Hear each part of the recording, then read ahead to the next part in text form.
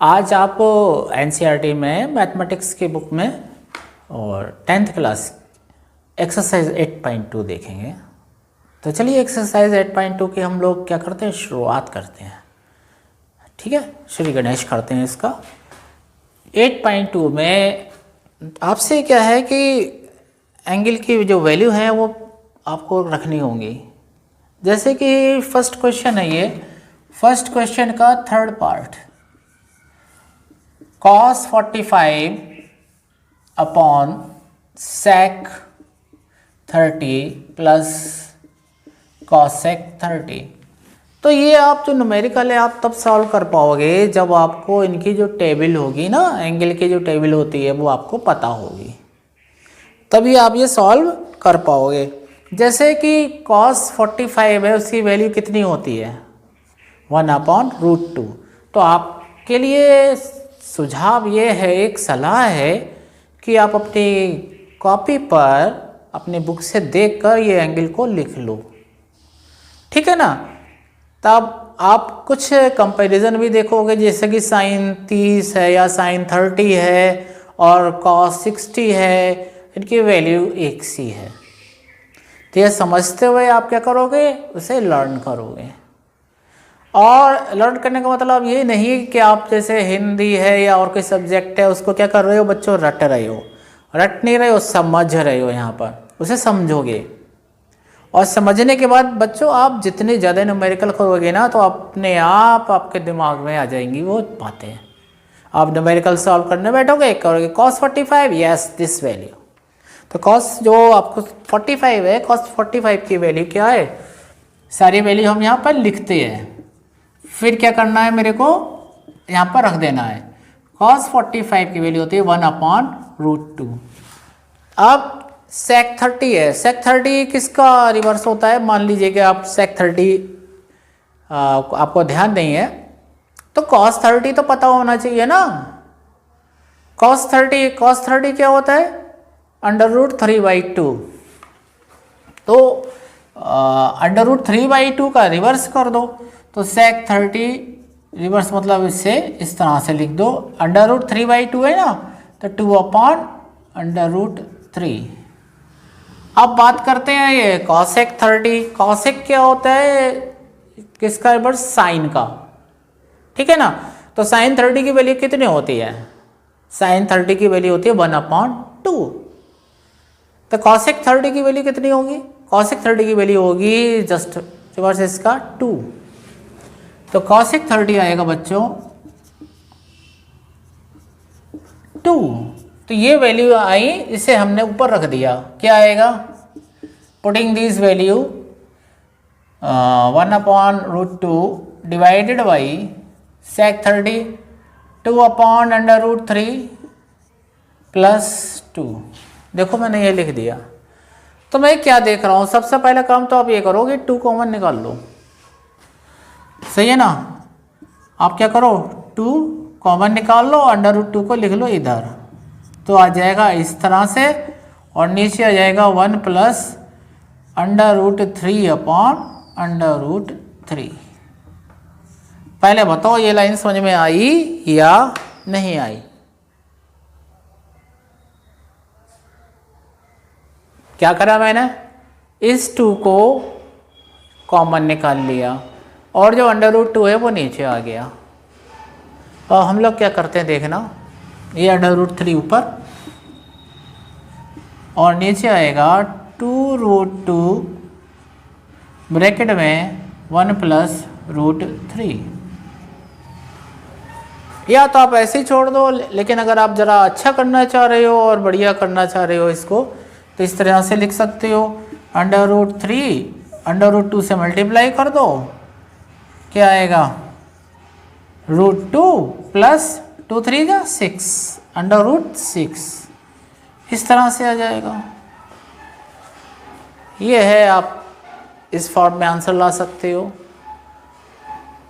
ठीक है। आप इसे चेक करो, फॉर्म इसकी बदल सकते हो आप। और बढ़िया, अगर आप यहाँ पर चाह रहे हो कि सिंपल एक ही क्वांटिटी हो तो आप क्या करोगे, तो आपको मैं बताता हूँ, पहले आप इतना देखो, फिर हम लोग क्या करते हैं आगे इसको सॉल्व करते हैं।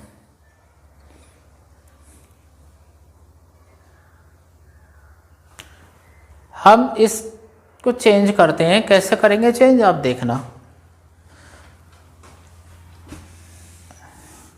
एक ये सजेशन है आपके लिए कि इस तरह से जब आए, छोड़ तो सकते हो आप यहीं तक, कह भी दोगे कोई बात नहीं, आंसर तो है, लेकिन क्या है कि इसे सिंपल फॉर्म में अगर हमें लिखना है तो कैसे लिखेंगे, कोशिश करो सिंपल फॉर्म में लिखने की। क्या होगा देखना, ये तो ये आ गया और आ गया यहाँ से √3+1। तो बेटा जब भी सॉल्व करना होता है तो ये सर्ड है ना, ये इस तरीके से, तो हमेशा इसके माइनस से मल्टीप्लाई करो। क्या करो बच्चों, माइनस से मल्टीप्लाई, तब देखना क्या होता है, √3/2√2। एक तो मैंने वो तरीका बताया था, वो वहीं पर छोड़ दिया मैंने, लेकिन आप इस तरह से कर रहे हो तो क्या आता है ये देखना। ये तुरंत सॉल्व होगा तो क्या आएगा, 3-1। अब आप देखना जरा, √3/2√2 और ये कौन आया, 3 में से बन गया, क्या आएगा 2, और ऊपर क्या आ रहा है, √3-1। देखो आ रहा है ये। और मेरे को जो आंसर है वो इस तरीके से लाना है कि नीचे मैं चाह रहा हूं कि ये अंडर रूट है वो हो ही ना, तो मैं क्या करूं, √2 से ऊपर नीचे क्या कर दूं, मल्टीप्लाई कर दूं। तो बच्चों क्या आएगा, यहाँ तो आ जाएगा √6, यहाँ आ जाएगा √3-1 और नीचे आ जाएगा √2 से मल्टीप्लाई करेंगे तो 2 2 जा 4, 4 2 जा 8। ये क्वेश्चन है वो करते हैं हम लोग। ये वाला जो न्यूमेरिकल है ना, ये लिखते हैं जरा। क्वेश्चन नंबर 1 का 5th पार्ट है ये। 5 cos square 60 + 4 sec square 30 - tan square 45 divided by sin square 30 + cos square 30। देखो ये है, तो वही काम है अपना कि एंगल का जो वैल्यू है ना, साइन कॉस टैन, इन सब की वैल्यू को रखना है। हाँ, मैं एक बात और याद दिला दूँ आपको कि अगर आपको आइडेंटिटी पता है तो साइन स्क्वायर 30 + कॉस स्क्वायर 30 को सीधा आप बन रख सकते हो। बट अपने 8.2 पढ़ रहे हो तो अपने आइडेंटिटी हैं वो पढ़ी नहीं है, तो इसलिए आपको क्या करना है, यहाँ पर इनकी वैल्यू को रखना है।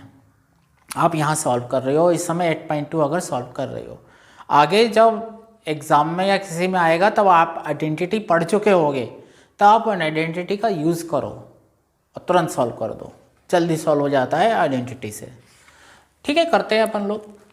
cos 60 किसके बराबर होता है, वी नो दैट cos 60 = √3/2। ये इसके बराबर sec 30, तो मैंने बोला था कि cos 60 होता है 1/2 के, और जो sec 30 है, sec 30 cos 30 का रिवर्स जो मैंने बोला था अभी पिछले क्वेश्चन में, तो sec 30 क्या होगा, cos 30 की वैल्यू का रिवर्स होगा, यानी कि 2/√3। ये होगा 2/√3 और tan 45 होता है 1 के बराबर। अब यहाँ ये देखते हैं कि sin 30 बराबर होता है 1/2 के, ये एक जैसी वैल्यू और cos 30 बराबर होता है, बताया था √3/2 के। ये वैल्यू आ गई हमारी। इन सबको क्या करो बेटा, इनमें एक जो आपका गिवन है उसमें क्या करो, रख दो और इसे सॉल्व कर लेते हैं हम लोग। तो आएगा 5 cos 60 है 1/2 का स्क्वायर प्लस 4 sec 30 है 2/√3 का स्क्वायर रहेगा, स्क्वायर ऑफ 2/√3 - 1 दिस। ये वैल्यू आपने रखी और नीचे आप ये देखोगे साइन स्क्वायर 30 है, साइन स्क्वायर 30 किसके बराबर है, 1/2 के, तो 1/2 का स्क्वायर आप ये लिखो। और cos 30 क्या है, √3/2। इसे अपन लोग क्या करते हैं, सॉल्व करते हैं। तो यहाँ से क्या आएगा, 2 2 ज़ा 4, तो ये आएगा 5/4 प्लस यहाँ से आएगा 2 2 ज़ा 4 और 4 4 जा कितना होता है 16, तो ये 16 आप यहाँ लिखोगे। और अंडर रूट 3 का जो स्क्वायर होता है वो क्या होता है 3, ये लिख दिया हमने। आराम से करिएगा क्वेश्चन, ठीक। -1 1/2 किसके इक्वल होता है, 1/2 का स्क्वायर 1/4 के, √3 का स्क्वायर 3 और 2 का स्क्वायर 4, ये नीचे का आ गया न्यूमरेटर। अब इसे सॉल्व करना है। 4 और 3 का एलसीएम होता है 12, राइट, और 4 3 ज़ा कितना होता है 12, तो 3 से आप कर रहे हो ऊपर, 3 5 ज़ा और 3 का 4 64 आएगा, और माइनस कितना आ जाएगा 12। क्यों भैया, ऐसे ही सॉल्व करते हैं ना हम लोग, इसी मेथड से हम लोगों ने ये ऊपर का सॉल्व किया डिनोमिनेटर। अपॉन में ये देखना 3 + 1 4/4। अब देखिएगा अपना रहा तो आसान होती चली जा रही है। 5 4 कितने होते हैं 9 और 6 1 7 -12/12। अब आप ये देखोगे यहाँ तो 1 है, ऐसे तो लिखने से कोई मतलब ही नहीं है। यहाँ से जाएगा तो कितना आएगा 7 और ये कितना होगा 6, तो इसका जो आंसर है वो 67/12, ये इसका आंसर है। तो इस आंसर को आप देखिएगा, और जो मेथड है ये जो आपका क्वेश्चन नंबर 3 है उसमें tan a + b की वैल्यू दी है √3 और tan a - b की वैल्यू दी है 1/√3, और a + b 0 से 90 के बीच में लाई करता है, यानी कि इधर 0 और 90 डिग्री, और angle a greater than angle b। चलिए करते हैं हम लोग। tan a + b √3, तो ये किसके इक्वल होता है, √3 tan में 60 डिग्री की वैल्यू होती है, तो 60 डिग्री है, इसे हम लोग ऐसे लिख सकते हैं tan π/3।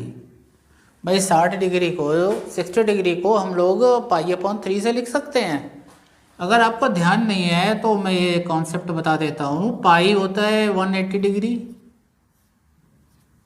ठीक है ना, और पाई को अगर आप 3 से डिवाइड कर दोगे तो 60 डिग्री ये है, और पाई को अगर आप 6 से डिवाइड कर दोगे तो 30 डिग्री ये है, ठीक है ना। तो हमने पाई की फॉर्म में लिख दिया। यह बच्चों a + b किसके इक्वल हो जाएगा, a + b इक्वल हो जाएगा π/3, क्वेश्चन नंबर 1। और ये जो दिया हुआ है tan a - b = 1/√3, √3 30 डिग्री के बराबर होता है, तो इसको लिख सकते हैं अपन लोग tan π/6 या a - b = π/6। अब सिंपली ये तो वही मेथड है कि आप कैसे इसको इक्वेशन सॉल्व करते थे ना, वही तरीका है। अब इक्वेशन 1 और 2 को क्या कर दो, ऐड कर दो, 1 + 2। भाई हमको फाइंड आउट करना है ए और बी एंगल अलग अलग, तो इनको करोगे तो a और a ऐड होके हो जाएगा 2a = π/3 + π/6। ये हो जाएगा, देखना 6 इधर से और ये ऐसे ही तो आएगा ये, और 3 2 = 6, तो ये आ जाएगा π/2, तो a हो जाएगा π/4, a आ गया π/4। चेक करो एक बार और, इसे सॉल्व करोगे तो यहाँ आ जाएगा 2/6, 2 + 1 हो जाएगा 3 और 6 ये हो जाएगा, तो ये हो जाएगा π/2, और a हो गया π/4, तो b हो जाएगा किसी भी इक्वेशन में रख लो, b हो जाएगा π/3 - π/4। अगर मैं इसमें रखता हूँ a की वैल्यू तो क्या आंसर आता है वो देखते हैं हम लोग, तब आएगा π/12। तो हमारा ये और ये इसका आंसर है।